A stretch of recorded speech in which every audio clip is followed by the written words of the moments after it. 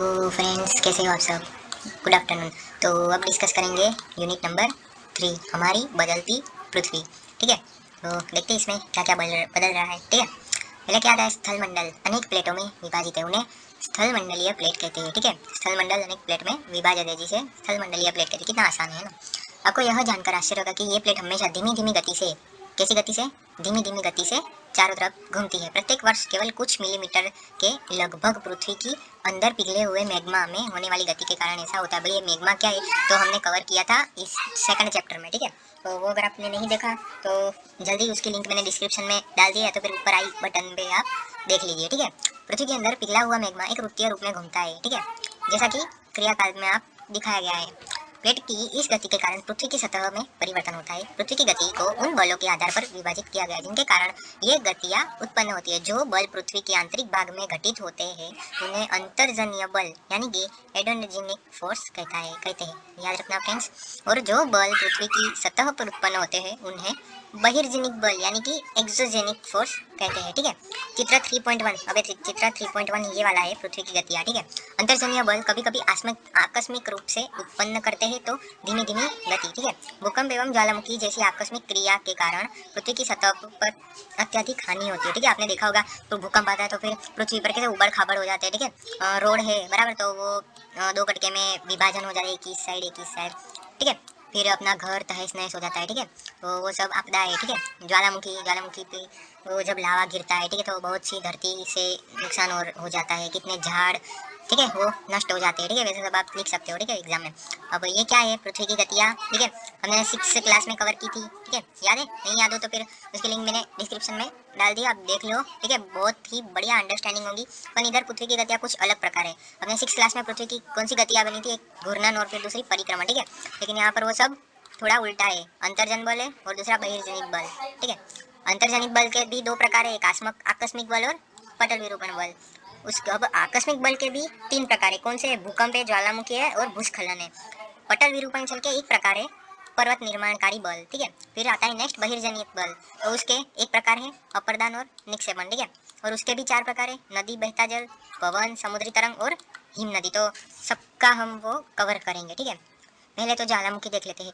ज्वालामुखी भूपट्टी पर खुला एक ऐसा छिद्र होता है जिसे पिघले हुए पदार्थ अचानक निकलते हैं। ठीक है, अंदर ये देखो, ये सतह पर आप देखोगे तो यहाँ पर देखो मेटल होता है। ठीक है, एकदम नीचे तो वो क्या होता है? गर्म होता है, तो उसकी वजह से वो ऊपर ऊपर आता है, परपट्टी की सतह पर आता है, उससे भी ऊपर वो जाता है, और ये जो डूंगर टाइप है त्रिकोण, ठीक है, तो उससे वो ऐसा बाहर निकल जाता है। ठीक है, हमने फटाके फोड़े होंगे तो फिर मालूम है ना, ऐसा कुछ बाहर निकलता है। ठीक है, तो वो आप अगर एग्जाम में आए तो फिर आप ऐसा दौड़ सकते हो। ठीक है, एग्जाम में बहुत बड़ा, टीचर खुश, हम खुश, 2 मार्क अच्छे मिल जाएंगे। ठीक है, अब आगे जाते हैं। देखो ये जो है कुछ करने की जरूरत नहीं, इसलिए मैंने इसको चोपड़ी मारी है। ठीक है, ये थोड़ा जान लेते हैं ये क्या है। शब्द मंडली प्लेट, कुछ भूपट्टी में अनेक बड़ी कुछ कठोर आसमान आकार की प्लेट होती है जिन महाद्वीप एवं महासागरों की सतह टिकी है। ठीक है,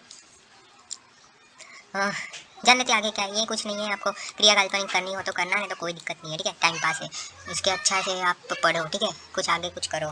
तो जान लेते आगे क्या है। इस प्रकार स्थल मंडलीय प्लेटों की गति करने की सतह पर कंपन होता है। यह कंपन पृथ्वी के चारों ओर गति कर सकता है। इस कंपन को भूकंप कहते हैं। तो भूकंप किसे कहते हैं? तो स्थल मंडलीय प्लेटों की गति करने पर पृथ्वी की सतह पर कंपन होता है। यह कंपन पृथ्वी के चारों ओर गति कर सकता है, इस कंपन को भूकंप कहते हैं। ठीक है, तो याद रखना, ये भूकंप की हम डेफिनेशन बोल सकते हैं। ठीक है, एग्जाम में अगर आए तो लिखना। भूपट्टी के नीचे वह स्थान जहाँ कंपन आरंभ होता है, उसे उद्गम केंद्र कहते हैं। मतलब यहाँ से इधर से कुछ होगा। ठीक है, कंपन होगा, फिर ऊपर जाएगा। ठीक है, तो पर ये स्टार्टिंग वाला जो पोर्शन है, ठीक है, तो आरंभ जहाँ होता है तो उसे उद्गम केंद्र कहते हैं। फिर नेक्स्ट क्या है? उद्गम केंद्र के भूसतह पर उनके निकटतम स्थान को अधिकेंद्र कहते हैं। तो यह केंद्र के भूसतह पर उसके निकटतम स्थान, मतलब कि यहाँ से देखो, आप देख सकते हो ऐसा कुछ लावा दो तरफ से यहाँ से बाहर निकलता है और फिर दूसरा है, तो शायद इस जो बीच वाले पोर्शन है, ठीक है, बीच वाले भाग को क्या कहते हैं? अधिकेंद्र कहते हैं। ठीक है, अधिकेंद्र के से कंपन बाहर की ओर तरंगों के रूप में गमन करती है। अधिकेंद्र के निकटतम भाग में सर्वाधिक हानि होती है। यह अधिकेंद्र से दूरी बढ़ने के साथ भूकंप की तीव्रता धीरे धीरे कम होती है। ठीक है, उद्गम केंद्र ये देखो यहाँ से, ठीक है, ये प्लेट सीमाएं अधिकेंद्र है। ठीक है, यहाँ से भूकंप की तरंगें सभी दिशाओं में बाहर की ओर निकलती है, ऐसे निकलती है। ठीक है, अब देख ले ये फिगर में आपको पता चल जाएगा। ठीक है, मैंने बेस्ट एग्जाम्पल ये लावा का लिया है, आप ऐसे भी समझ सकते हो, कोई दिक्कत नहीं है। ठीक है, नेक्स्ट आते हैं, क्या आप जानते हो कि भूकंपीय तरंगे 3 प्रकार की होती है? पी तरंगे अथवा तो अनुदैर्घ्य तरंगे, एस तरंगे अथवा अनुप्रस्थ तरंगे, थर्ड वन इज एल तरंगे यानी कि पृष्ठीय तरंगे, लेकिन पी तरंगे देखिए पी आपको याद रखने का। ठीक है, नेक्स्ट है एस तरंगे। ठीक है, एस, और एक है दूसरा एल, पी एस एल याद रखना। ठीक है, पी यानी कि अनुदैर्घ्य तरंगे, फिर एस यानी कि अनुप्रस्थ तरंगे, और एस मीन्स पृष्ठीय तरंगे। ठीक है, सॉरी एल मीन्स पृष्ठीय तरंगे। इन तरंगों के गुणधर्म विश्वकोश से ज्ञात करने का प्रयास कीजिए, कोई दिक्कत नहीं है। नेक्स्ट आता है, देखो भूकंप कैसे आता है, तो ये जो धरती है वो उसमें क्रैक ना वो सब पड़ते हैं। ठीक है, तो उससे क्या होता है, ये पिलर रहते हैं उसके अनबैलेंसिंग हो जाता है। ठीक है, पिलर पर अपनी मकान जो है ये खड़ा है। ठीक है, आई थिंक 20-25 जितने पिलर हो गए। ठीक है, तो वो आपको पता है, सपोज ये धरती है अपनी। ठीक है, तो पिलर एकदम थोड़े नीचे से ऐसे बंधे रहते हैं। ठीक है, तो जब भूकंप आता है तो इसमें हानि पहुंचती है, तो फिर ये यहाँ से टूट जाते हैं। ठीक है, तो उसके ऊपर जो बिल्डिंग रहती है वो भी गिर जाती है, टूट जाती है। ठीक है, नीचे पड़ जाती है। ठीक है, यदि भूकंप की भविष्यवाणी संभव नहीं है, लेकिन यदि हम पहले से तैयार हैं बराबर, तो इस प्रभाव को निश्चित रूप से कम किया जा सकता है। संस्थानीय लोग कुछ सामान्य तरीकों से भूकंप की संभावना का अनुमान लेते हैं, जैसे जानवरों का व्यवहार का अध्ययन। ठीक है, आप जानते हो, जो हम आउट ऑफ इंडिया की बात करें तो फिर वहाँ की टेक्नोलॉजी ऐसी है कि अगर प्राणियों को कुछ हो जाए, ठीक है, मतलब कुछ भी, मतलब ठीक है, तालाब में मछलियों का उत्तेजना, सांपों का धरातल पर आना। ठीक है, तो आपको पता है कुत्ते की बात करें तो फिर कुत्ते को ना ऐसा होता है कि वो अस्त व्यस्त गति करता है, कुछ भी मतलब गांडे जैसी हरकतें करता है। ठीक है, तो उससे अनुमान लगाया जा सकता है कि कुछ संकट आना, क्योंकि इन सबको हिरन एक बेस्ट एग्जाम्पल है हिरन। ठीक है, तो हिरन को सबसे ज़्यादा पता चल जाता है कि कुछ होने वाला है। ठीक है, तो वो विदेशी लोग क्या करते हैं, उनके पास ऐसी टेक्नोलॉजी है कि उससे वो पता लगाया जाए कि कुछ होने वाला है। ठीक है, हमारे पास शायद ऐसी तो नहीं है। ठीक है, तो ये थोड़ा इंपॉर्टेंट है जान लें। भूकंप एक वास्तुनीति अध्ययन, भूकंप के झटके। ठीक है, 26 जनवरी 2001 को भूज शहर में रिक्टर स्केल पर 6.9 की तीव्रता वाला भीषण ये रिक्टर स्केल क्या है, तो ये भूकंप को मेजर करता है। ठीक है, कौन सा स्केल है, रिक्टर स्केल, जो भूकंप को मेजर करता है, तो याद रखना। ठीक है, नेक्स्ट क्या है, स्कूल संवर्धन स्कूल की इमारतों गिरने से कम 97 छात्रों एवं 31 शिक्षकों की मौत हुई थी। देखो मतलब कितना, ऐसे देख सकते हो आप कितना हानिकारक है। ठीक है, फिर भुज की तबाही, फोन लाइनें, जल पाइप लाइनें, विद्युत स्टेशन। ठीक है, आप ये तुम एक बार देख लो, आपको पता चल जाएगा। ठीक है, मैं टाइम वेस्ट हो रहा है। ठीक है, फिर भूकंप मापने के यंत्र है, देखो इधर रिक्टर स्केल क्या है, एक भूकंप मापने का यंत्र है जिसे भूकंप लेखी कहते हैं। भूकंप की तीव्रता रिक्टर स्केल पर मापी जाती है। भूकंप की तीव्रता 2.0 अथवा तो उससे कम होती है, इसका प्रभाव नहीं के बराबर होता है। जिस भूकंप की तीव्रता 0.5 होती है, 5.0 होती है, यह वस्तु के गिरने से क्षति पहुंच सकता है। जैसे भूकंप की तीव्रता 6.0 है अथवा उससे अधिक होती है तो बहुत शक्तिशाली, और जिसकी तीव्रता 7.0 अधिक होती है, यह सर्वाधिक शक्तिशाली समझ है। देखो यहाँ पर 7.0 उसने बहुत ही अधिक कहा है। ठीक है, बहुत अधिक कहा है, तो फिर यहाँ तो देखो 6.9 की तीव्रता, मतलब अप्रोक्सीमेट बोल सकते हो आप 7, मतलब इससे भी मतलब इतना ही हुआ। ठीक है, तो बहुत ही अधिक हुआ। ठीक है, देख सकते हो आप। भूकंप से बचाव की तैयारी को अब हम तैयारी कर सकते हैं। ठीक है, भूकंप के बचाव, सपोज भूकंप आए तो आपको क्या करना है, भूकंप के दौरान सुरक्षित स्थान है, जैसे कि रसोई के काउंटर या मेज के नीचे। ठीक है, दीवार के अंदरूनी कोने में। ठीक है, आप चले जाओ, कोई दिक्कत नहीं है, इनसे दूर रहे। किससे, तो फिर आग से, आग वाले साधनों से। ठीक है, चिमनी के आसपास ना रहो। ठीक है, वो गिर सकती है तो आपके चेहरा, या तो फिर आप अगर शायद बच भी गए तो फिर आपका चेहरा है, हाथ पग है, उसे क्षति, ठीक है, क्षति पहुंच सकती है। फिर खिड़कियों, दर्पण एवं तस्वीर फ्रेम। ठीक है, मतलब मोटी मोटी तस्वीरें बड़ी बड़ी, ठीक है, उससे थोड़ा दूर रहिए। पहले से क्या प्रिपेयर रहे, अपने दोस्तों एवं पारिवारिक सदस्यों के बीच जागरूकता फैलाए। ठीक है, एवं आपदा का सामना विश्वास से करें। आपको रोने नहीं लगना है। ठीक है, पहले तो आपको भी संभालना, आप तो मैच्योर हो गए, 7th क्लास में हो। ठीक है, तो आपको पहले तो रोना नहीं है। ठीक है, अपने मम्मी पापा को भी संभालना है। ठीक है, तो नेक्स्ट क्या है, मुख्य सलाहकृतियाँ। ठीक है, आपको मेन तो क्या करने का है, जब वो बड़ा कौन सा मैदान है, सपोज आप फ्लैट में रहते हो। ठीक है, तो फ्लैट के कुछ दूरी के अंदर शायद बगीचा, या तो फिर बगीचा में तो नहीं रहना, क्योंकि वहाँ पर झाड़ रहते हैं। ठीक है, क्या रहते हैं, ट्री रहता है, वृक्ष रहते हैं, तो फिर वो शायद गिरेंगे तो फिर आपकी मौत हो जाएगी। ठीक है, वो बहुत ही हेवी रहते हैं। ठीक है, तो सिंपल आपको क्या करने का है, बहुत बड़ा खुला मैदान है तो उसके बीच में आपको चले जाना है। ठीक है, वहाँ खड़े रह जाना है। ठीक है, अपने मम्मी पापा के साथ। और जहाँ पर ऐसी बिल्डिंग है, ठीक है, तो वहाँ तो बिल्कुल नहीं खड़े रहने का है। ठीक है, मुख्य सलाहकृतियों क्या है, अवक्षय एवं अपर्दन नामक 2 प्रक्रमों द्वारा दृश्य भूमि लगातार विघटित होती रहती है। पृथ्वी की सतह पर शैलों का टूटने के अपक्षय की क्रिया होती है। भूदृश्य पर जल, पवन एवं हिम जैसे विभिन्न घटकों के द्वारा होने वाले क्षय को अपर्दान कहते हैं। अब हम अपर्दान को बहुत ही अच्छा कवर कर चुके हैं 7th क्लास में, ठीक है। अगर आपको नहीं पता ठीक से, फिर से आपको देखनी है 7th क्लास में जाना है तो फिर मेरे डिस्क्रिप्शन में वीडियो की लिंक प्रोवाइड कर दिए, ऊपर आई बटन में आप देख लीजिए, राइट साइड कोने में, ठीक है, आपको मिल जाएगा, ठीक है। तो देख लेना, मजा आ जाएगा चौक्कस, बराबर। वायु जल आदि अपर्दान पदार्थ को एक स्थान से दूसरे स्थान ले जाते हैं और फलस्वरूप एक स्थान पर निक्षेपित करते हैं। अपर्दान एवं निक्षेपण के ये प्रथम पृथ्वी के धरातल पर विभिन्न स्थलाकृतियों का निर्माण करते हैं, ठीक है। नदी के कार्य, नदी हमको बहुत ही अच्छा स्रोत है, ठीक है, बहुत ही अच्छा, यानी कि हमको, चलो देखते हैं क्या क्या है। नदी के जल से दृश्य भूमि का अपर्दान होता है। जब नदी किसी खड़े ढाल वाले स्थानों, अत्यधिक ठोकर शैल या बड़े ढाल वाली घाटी में गिरती है तो यह जल प्राप्त बनती है। कठोर जल, ये देखो कुछ नदी के अंदर क्या है, ठीक है, आप देख सकते हो नदी के अंदर क्या होता है। कठोर शैल होता है पहले तो, ठीक है, जल की शक्ति द्वारा काटे गए मृदु शैल, ठीक है, देख सकते हो आप। चलो ये थोड़ा जान लेते हैं। क्या आप जानते हैं विश्व में हजारों छोटे छोटे जल प्राप्त है? यस, हम जानते हैं, क्योंकि हम कहीं भी जाते हैं तो फिर वहाँ गड्ढा या तो फिर वो सब आता है, ठीक है। तो वहाँ पर क्या आता है, गड्ढा आया, यानी कि पानी जब वर्षा होती है, ठीक है, तो वर्षा का पानी उस गड्ढे में गिरता है तो तालाब बन जाता है, ठीक है। सबसे ऊंचा जल प्राप्त दक्षिण अमेरिका एवं वेनेजुएला का एंजल जल प्राप्त है। यह जल प्राप्त उत्तरी अमेरिका में कनाडा तथा संयुक्त राज्य अमेरिका की सीमा पर निश्चित निगराया जल प्राप्त है और अफ्रीका में जाम्बिया एवं जिम्बाब्वे की सीमा पर विक्टोरिया जल प्राप्त है, ठीक है। देख सकते हो कितना कितना बढ़िया है जल प्राप्त, ठीक है, देख सकते हो कि नहीं, कितना बढ़िया है, देखने में मज़ा आ गया। बाकी है ना, चलेंगे कोई दिक्कत नहीं है। बस आप लाइक शेयर और सब्सक्राइब कर दो, मैं तो चलूँगा, ठीक है, आप कर देते हो तो फिर चलूँगा, बाकी तो मुझे नहीं लगता। जब नदी मैदानी क्षेत्र में प्रवेश करती है तो वह मोड़गरदार मार्ग पर बहने लगती है, ठीक है। नदी इन्हें बड़े मोड़ों को विसर्प कहते हैं, ठीक है, ओके सॉरी, विसर्प किसे कहते हैं?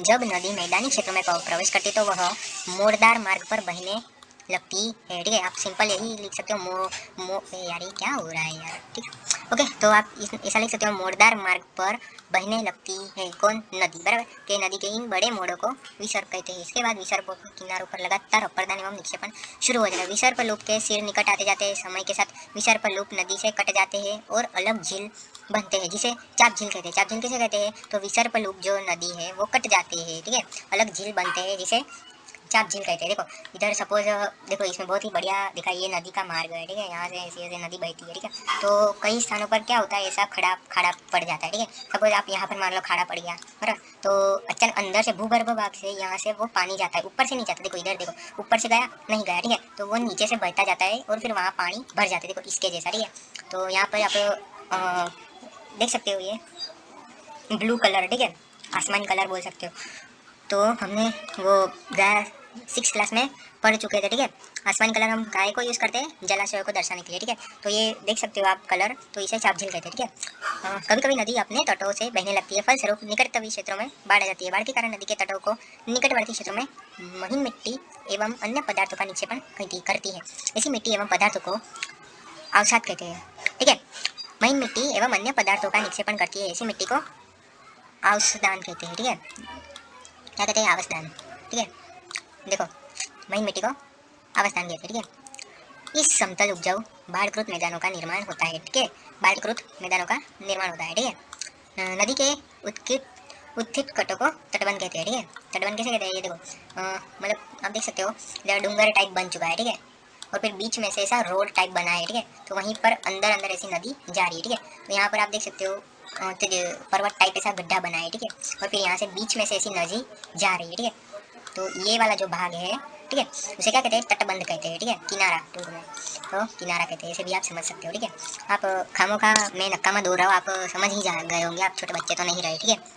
नेक्स्ट क्या है? समुद्र तल पहुँचते पहुँचते नदी का प्रवाह धीमा हो जाता है, ठीक है। नदी अनेक धाराओं में विभाजित हो जाती है, ठीक है। हम विभाजित, जिसको वितरिका कहा जाता है, वितरिका तो डेल्टा भी कहा जाता है, ठीक है। देखो यहाँ नदी धीमी धीमी हो जाती है, यह अपने साथ लाए मलबे का निक्षेपण करते रहते हैं। प्रत्येक वितरिका में मुँह निर्माण करती है, सभी मुहाने को अवसाद के डेल्टा का निर्माण होता है, ठीक है। समुद्र तरंग के कार्य अब देख लेते हैं क्या है समुद्र तरंग के कार्य। समुद्री तरंग के अपर्दान एवं निक्षेपण तटीय स्थलाकृति यहाँ बनते हैं, ठीक है। समुद्र तरंगें लगातार शैलों से टकराती रहती है, जिससे दरार दरार विकसित होती है, समय के साथ साथ बड़ी और चौड़ी हो जाती है, जिनको समुद्री गुफा कहते हैं। ठीक है, समुद्री गुफा का निर्माण कैसे होता है? तो आप लिख सकते हो कि समुद्री तरंगे जो है लगातार शैलों से टकराती रहती है। शैलो यानी कि ये जो पत्थर रहते हैं बड़े, ठीक है, जिससे कि दादर विकसित होता है। दादर नहीं, दरार यानी कि क्रैक्स पड़ते हैं ऐसे, ठीक है। यहाँ पर पानी इतना हाई प्रेशर से वो आपात होता है, ठीक है, यहाँ तो फिर क्या होता है, दरार पड़, देखो इस इधर देख सकते हो आप, दरार है, ठीक है। तो कंटिन्यूस ऐसा फ्लो अगर इस पर आएगा तो फिर और दरार बड़ी हो जाएगी और फिर ऐसा ऐसा आप देख सकते हो होल का निर्माण होगा, ठीक है। क्या होगा? होल का निर्माण होगा, ठीक है, समुद्री गुफा का, बराबर, समुद्री गुफा का निर्माण होगा, ठीक है। और वहाँ से पानी एक स्थान से दूसरी स्थान जाएगा, ठीक है। जैसे क्या कहते हैं, समुद्री गुफा कहते हैं, ठीक है। इन गुफाओं के बड़े होते जाने पर हमें केवल छत ही बचती है, ठीक है। देखो ये जो पोर्शन है ऊपर का, ठीक है, उसे छत कहते हैं, ठीक है। ये जो ऊपर का पोर्शन है ना, दिखा दे ऊपर, मैं मेरा वो चेंज कर लेता हूँ, ओके, रेड किया, ठीक है। तो ये क्या करे, ये देखो इसे छत टाइप बनती है, ठीक है। तो उसे वो लोग छत बनती है, तटीय मेहराब बनते हैं, ठीक है। तटीय मेहराब बनते हैं, छत को क्या कहते हैं? मेहराब, ठीक है। लगातार अपारदन छत को भी तोड़ देते हैं, कई बार ये छत को भी तोड़ देते हैं, ठीक है। दीवार जैसी इन आकृतियों को स्टैक कहते हैं और उससे वो दीवार ही बनती है, ठीक है। मतलब यहाँ से ऐसा दो भाग में डिवाइड कर देते हैं, ठीक है।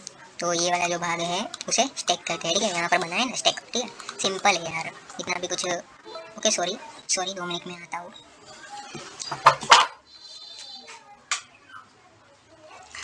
माफ करना फ्रेंड्स, ये थोड़ा लो हो गया था बैटरी। नेक्स्ट समुद्री जल के ऊपर लगभग ऊर्ध्वाधर उठे हुए ऊंचे तटों को समुद्र भृग कहते हैं, ठीक है। जल के ऊपर लगभग ऊर्ध्वाधर उठे हुए छल तटों को समुद्र भृग कहते हैं, ठीक है। समुद्री तरंगे किनारे पर अवसाद जमा कर समुद्री पुल का निर्माण करते हैं, ठीक है। हिम नदी के कार्य, हिम नदी अथवा हिमानी वर्ग की नदियाँ होती है। हिम नद अपने नीचे की कठोर चट्टानों से गोलाश्मी मिट्टी और पत्थरों को आवर्धित करती है और गोलाश्मी मिट्टी और पत्थरों से दृश्य का अवदान करती है। हिम नद गर्तों का निर्माण करती है। पर्वतीय क्षेत्र में बर्फ पिघलने से उन गर्तों में जल भर जाता है और वे सुंदर झील बन जाती है। हिम नद के द्वारा लगाए गए पदार्थ जैसे छोटे बड़े शहर एवं तलछट मिट्टी निक्षेपण करती है। ये निक्षेप हिमनद हिमोड का निर्माण करते हैं, ठीक है। तो यहाँ पर क्या कहते हैं, पर्वत क्षेत्र या बर्फ पिघलने से उन गर्तों में जल भर जाता है। पर्वतीय क्षेत्र है, ठीक है, ये देख सकते हो आप, पर्वतीय क्षेत्र है, ठीक है। तो वहाँ पर क्या होता है, सपोज ये भाग में वो खाड़ा पड़ गया है, ठीक है, वहाँ पर ये नदी का प्रवाह आता है और फिर इसे पानी भर जाता है, ठीक है। तो अब इसमें -डिग्री में तापमान होता है, ठीक है, -डिग्री यानी कि लो टेम्परेचर होता है, ठीक है। तो उससे वो भर जाता है और फिर बर्फ़ का निर्माण, हिम का निर्माण होता है, ठीक है। नेक्स्ट क्या है, पर्वत के कार्य, ठीक है। ये पहले तो आप जाने दे, पहले वाला में कुछ नहीं है, ठीक है। यहाँ से देखते हैं, रेगिस्तान में पवन अपर्दन एवं निक्षेपण का प्रमुख कारण है, ठीक है। रेगिस्तान में पवन अपर्दन एवं निक्षेपण का प्रमुख कारक है। रेगिस्तान में आप छत्रक के आकार के शैल देख सकते हैं। छत्रक यानी कि देखो आप ऐसा देख सकते हो, ये ऊपर इतनी जो धरा है वो ऊपर है, ठीक है। और फिर थोड़ा आगे जाएंगे तो ये थोड़ा देखो और ऊपर है, फिर वापस आप देखेंगे तो थोड़ा ऊपर है, इस साइड देखोगे तो वो नीचे है, ठीक है। तो ये सब जो है वो छत्रक कहते हैं, ठीक है। मतलब अनइवन सरफेस है, बस ऐसी कई बार एकदम नीचे भी है, कई बार एकदम ऊपर भी है, ठीक है। आप नॉर्मली आप चल सकते हो, कोई दिक्कत नहीं है, ठीक है। तो उन्हें छत्रक कहते हैं, ठीक है। और फिर छत्रक शैल किसे कहते हैं, रेगिस्तान में छत्रक के आकार के शैल देख सकते हैं, जिन्हें सामान्यतः छत्रक शैल कहते हैं, ठीक है। पर्वत शैल के ऊपरी भाग की अपेक्षा निचले भाग को आसानी से काटते हैं, इसलिए शैली के आधार संकीर्ण एवं शीर्ष विस्तृत होते हैं। पर्वत चलने पर यह आपके साथ रेत को एक स्थान से दूसरे स्थान तक पहुंचाती है, ठीक है। आपने ऐसा तो किया, आप चलते चलते लात मारते हो, ठीक है, रेत को, तो फिर वो आगे जाती है कि नहीं, बस वही। जब पवन का बहाव रुकता है तो यह रेत गिरकर छोटी पहाड़ी बन जाती है, ठीक है। तो ये पवन के कारण भी होता है, हम चलते हैं तभी होता है, ठीक है। उनको बालू टिम्बा कहते हैं। किसका बालू टिम्बा कहते हैं, तो जब पवन का बहाव रुकता है तो यह रेत गिरकर छोटी पहाड़ी बनती है, इनको बालू टिब्बा कहते हैं, ठीक है।